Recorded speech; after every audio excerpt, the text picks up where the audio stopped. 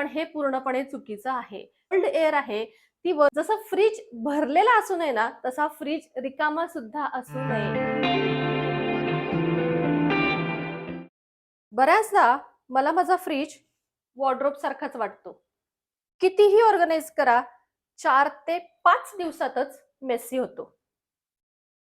माझाच होतो की तुमचाही? कमेंट करून नक्की सांगा. मग अशा मेसी झालेल्या फ्रीजमधून हळू-हळू वास यायला लागतो, अन्न खराब होतं आणि मग लक्षात येतं आपलं काहीतरी चुकतंय. काय चुकतंय बरं? पहिली गोष्ट म्हणजे आपण फ्रीज डीप क्लीन करायला चक्क विसरतो. आपली जर स्मॉल फॅमिली असेल ना, तर 2 महिन्यातून एकदा आणि जर मोठी फॅमिली असेल, जॉइंट फॅमिली असेल, तर महिन्यातून एकदा फ्रीज डीप क्लीन झालाच पाहिजे. पण आता मग तो कसा करायचा? अगदी शॉर्टमध्ये सांगते, खूप सोपी पद्धत आहे. पहिल्यांदा फ्रीज स्वच्छ करण्यापूर्वी स्विच ऑफ करा. नाहीतर काय होईल? धक्का बसला ना? असं होऊ शकतं. म्हणूनच फ्रीज बंद करणं गरजेचं आहे. आता डीप क्लिनिंग करायचं आहे म्हटल्यावरती फ्रीजमधलं सगळं सामान बाहेर काढून घ्यायचं.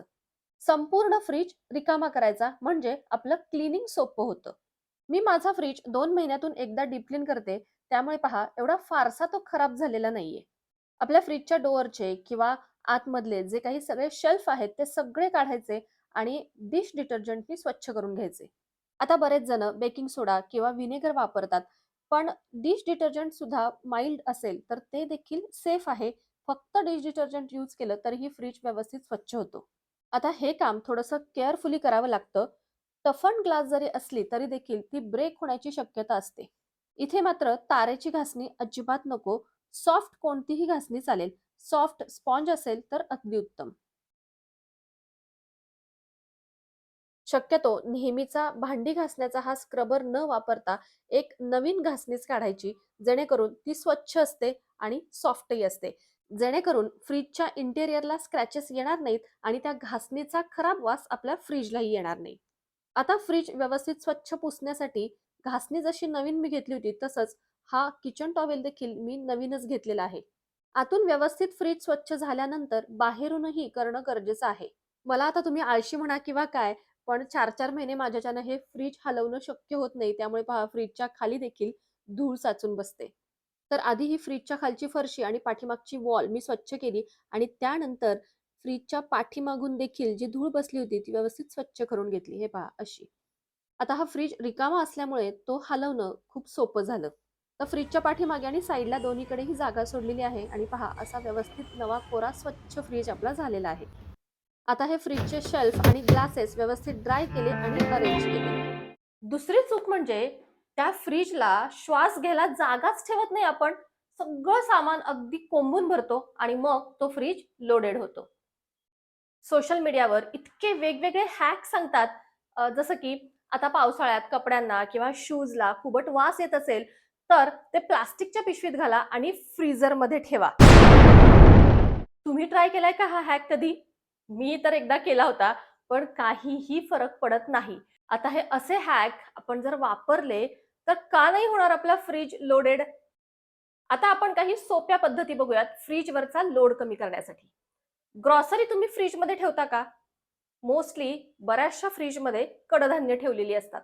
आता मला सांगा, कडधान्य जर आणतानाच आपण जर स्वच्छ बघून आणली ना, तर फ्रिजच्या बाहेर आपल्या शेल्फमध्ये सुद्धा 1 ते 2 महिने ग्रोसरी व्यवस्थित टिकते. अजिबात त्यामध्ये किडा होत नाही.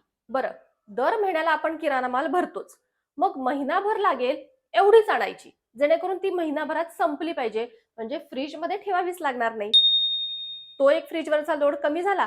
त्यानंतर दुसरी गोष्ट, फ्रुट्स. बऱ्याचशा फ्रिजमध्ये फ्रुट्स देखील स्टोअर केलेली असतात.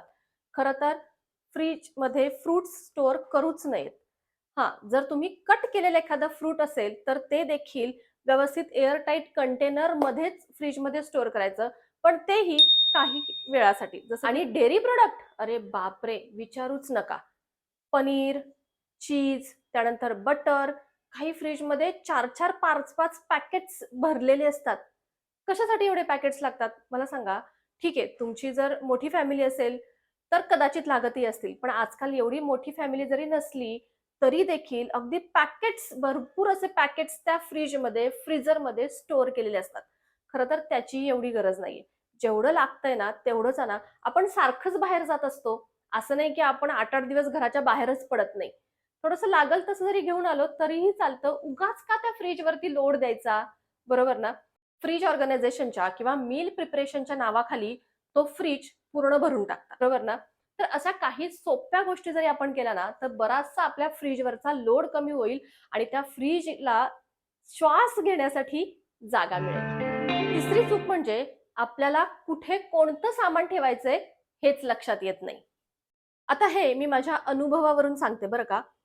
मोस्टली ज्या लिक्विड गोष्टी असतात, म्हणजे आता ताक असेल किंवा ज्यूस असतील किंवा नारळाचं पाणी वगैरे असेल, तर या गोष्टी जनरली आपण काय करतो, बॉटलमध्ये भरतो आणि फ्रिजच्या डोअरला जे शेल्फ असतात तिथे स्टोअर करतो, हो की नाही?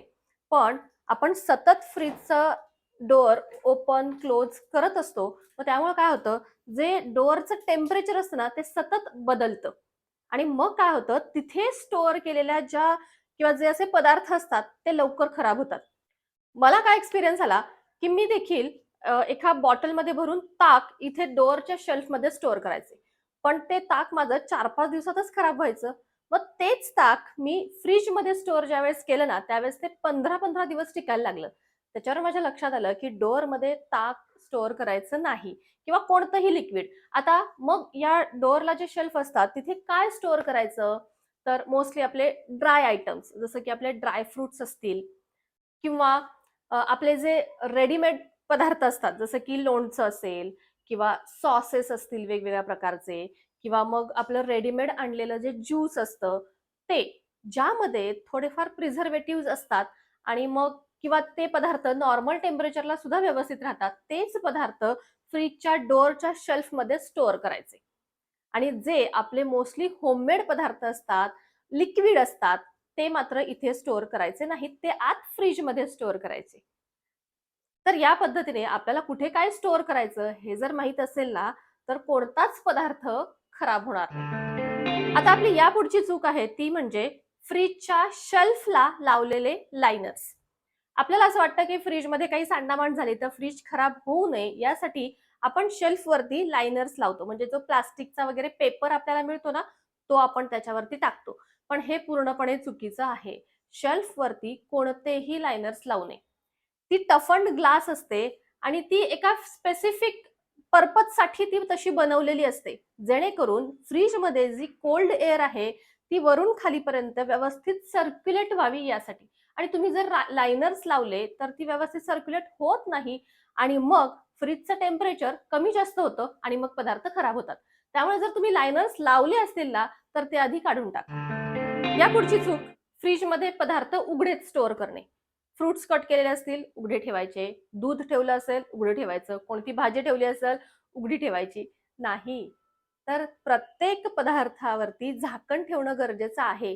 सांगा, प्रत्येक पदार्थाचा वास वेगळा असतो आणि तो मिक्स होतो आणि अल्टिमेटली काय होतं, त्या फ्रिजचा वास यायला लागतो आणि मग फ्रिजचा दरवाजा उघडला की खूप खराब वास येतो. मग आपण त्याच्यावरती वेगवेगळे उपाय करतो. बेकिंग सोडा ठेवा, लेमन ठेवा, पेपर ठेवा, हो ना?